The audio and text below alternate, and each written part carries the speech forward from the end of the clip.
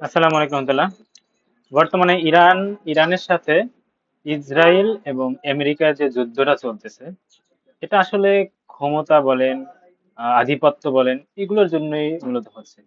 দেখতে পাচ্ছি, এর আগেও দেখছেন যে ফিলিস্তিনে গাজায় হামলা হয়েছিল। কোনো দেশ কিন্তু এগিয়ে আসেনি। ইরান আহ, মানে গাজা নিয়ে অনেক ইয়া দেখায়, কিন্তু তারাও কিন্তু সেই সময় আসেনি। সৌদি আরব, কাতার, কুয়েত, বাহরাইন, মধ্যপ্রাচ্যটা পুরাটাই আসলে মূলত ফিলিস্তিনকে নিয়ে তাদের কোনো মাথা ব্যথা নেই। শুধুমাত্র তাদের ক্ষমতাকে টিকিয়ে রাখার জন্য বা স্বার্থে আঘাত হানলে তখন তারা পাল্টা আঘাত করে। তাছাড়া আপনি যে কোনো মুসলিম দেশই বলেন, গাজা নিয়ে, ফিলিস্তিন নিয়ে, আমাদের বাইতুল মুকাদ্দাস নিয়ে কারো মাথা ব্যথা নেই। তো সবাই সবার নিজেদের ক্ষমতাকে, নিজেদের আধিপত্যটাকে টিকিয়ে রাখার জন্যই যুদ্ধ করে। আর বরাবরই ইসরায়েল এবং আমেরিকা আগ্রাসন চালাচ্ছে মুসলিমদের প্রতি। তারা আসলে শিয়া সুন্নি দেখে না, তারা মুসলিমদেরকেই টার্গেট করে হামলা করে। তো এই দিক থেকে আমরা আসলে কাকে সাপোর্ট করব?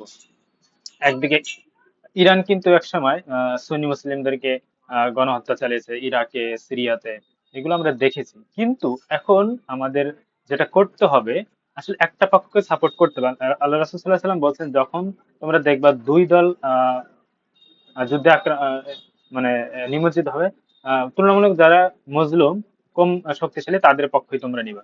তো ঠিক আমরাও এই মুহূর্তে ইরানের আমরা সাপোর্ট নিচ্ছি, শুধুমাত্র রাজনৈতিক কারণে।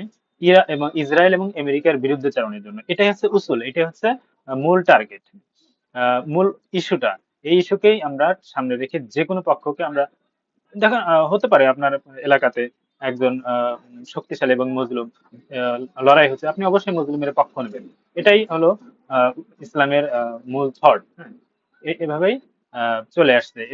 মানে প্রত্যেকটা যুদ্ধের ইতিহাস গুলো দেখবেন যে আহ, যখন আহ, কুরাইশরা আহ, কুরাইশদের সাথে অন্য দের যুদ্ধ ছিল, তখন আহ, রোম সাম্রাজ্যের পক্ষ নিয়ে, এরকম অনেক ইতিহাসে দেখবেন যে রাসূলুল্লাহ সাল্লাল্লাহু আলাইহি ওয়াসাল্লাম যারা দুর্বল ছিল তাদের পক্ষে নিয়েছে।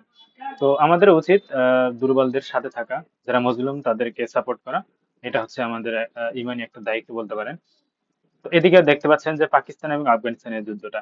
তো এইদিকে আমরা কাকে সাপোর্ট করব? অবশ্যই আমরা আফগানিস্তানকে সাপোর্ট করি। যেহেতু আহ, অনেক আমেরিকা আমেরিকার গোলাম হলো পাকিস্তান আর্মি। তারা স্পষ্ট সিআই এবং তাদের দ্বারা পরিচালিত, আপনারা জানেন তাদের সাথে একটা সামরিক চুক্তি আছে। অনেকেই আফগানিস্তানকে দোষারোপ করে যে তাদের সাথে, ইন্ডিয়ার সাথে, হ্যাঁ, বাণিজ্যিক চুক্তি তো হতেই পারে, থাকতেই পারে। এটাই এই বলে যে পাকিস্তান আফগানিস্তান আক্রমণ করে, বিষয়টা ঠিক না। তো ধন্যবাদ।